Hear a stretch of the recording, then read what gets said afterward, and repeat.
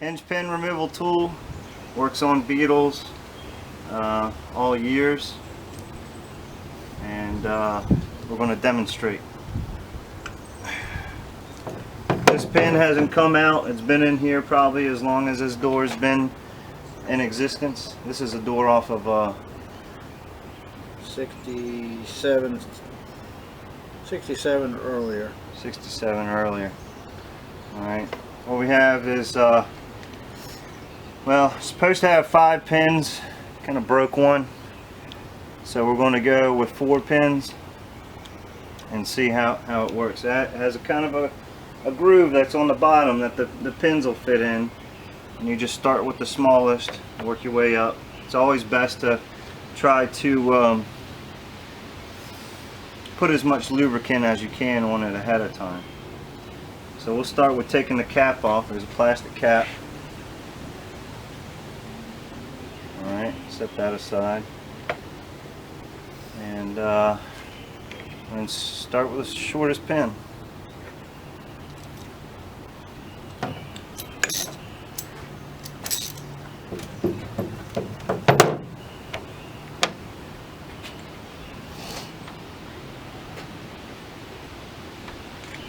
And sometimes it's a little tricky to get it lined up at first. So if you get a helper or something, you can get them to set it up, set it in place.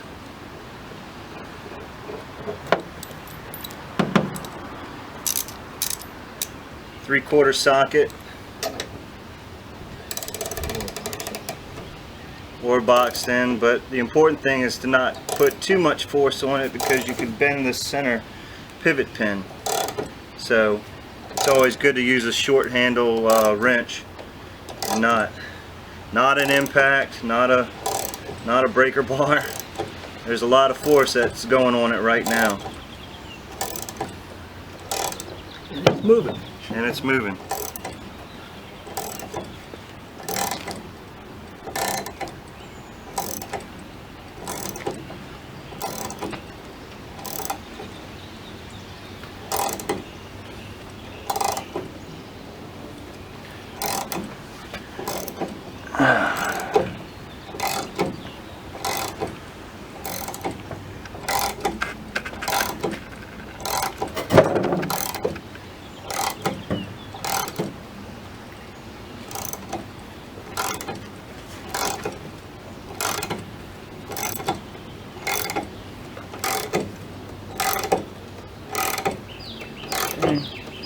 Has it stopped yet?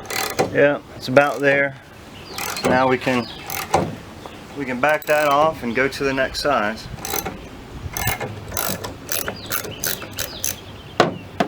It just so happens that this door is off the car, but this can be done with it on the car. The benefit of this tool is that you don't have to worry about it coming in contact with any parts of your door skin, so there's no gouging. The only thing you might have to do is a little bit of touch-up paint here on the top. Okay. Hold and then pull back. We'll just go with the next largest size.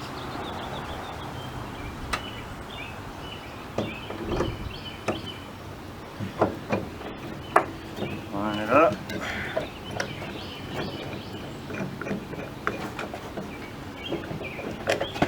Good? Yeah.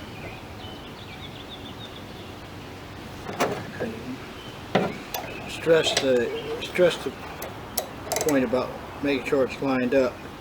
So when you start driving the pin, it will not hit the housing on the back side and cause it not to drive the pin through.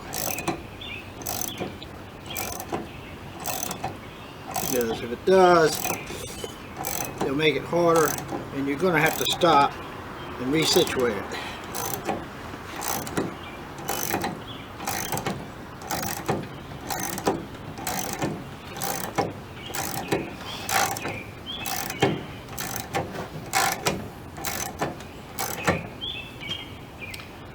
Another part that you want to keep well greased is this grub screw right here, so you don't damage the threads within the tool.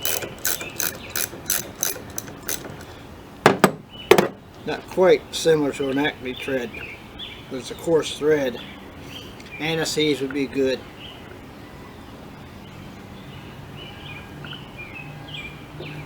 Back it out. Pull your lever back. Pull it lift and pull it down. Now you're ready for the next size pin.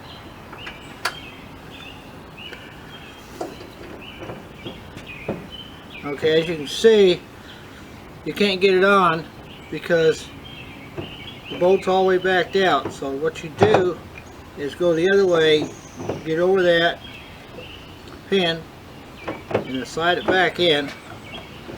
Get everything lined back up. Put your jacking bolt back up. Touch the lifting arm.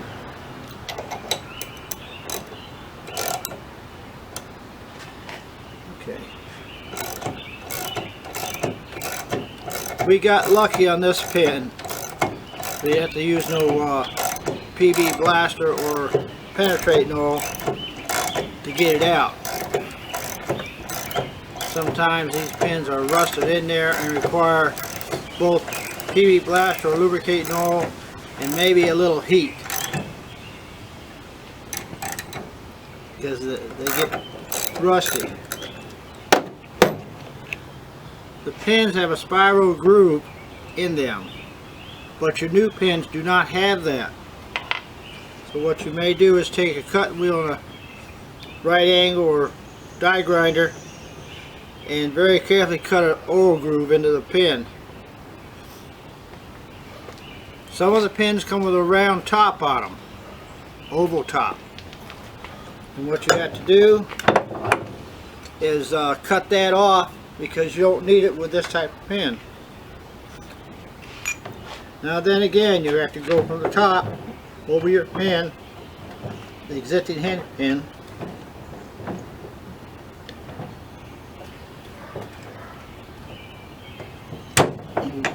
work it in, because sometimes you have to do that. Turn your jacking bolt in, put your socket ratchet back on, or if you're using a box end wrench. But like I said, do not use an impact or a breaker bar, because if you put too much stress on this arm, you could bend the pin, the pivoting pin. As you can see, it's coming out nicely, moving real freely. Okay, we stop, back it back off, back your jacking bolt back out. This process is about a 5-step process in getting the pin out.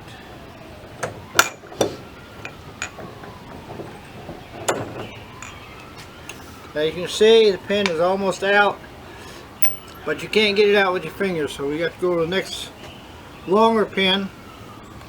Or if you have a drift punch, you can't use the...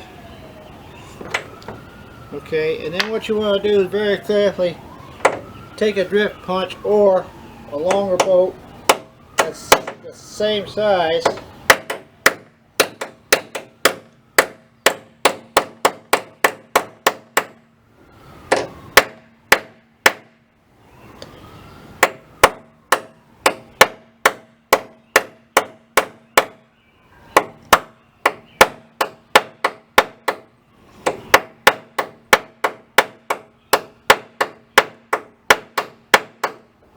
okay. Damn. Well, we got the hinge off,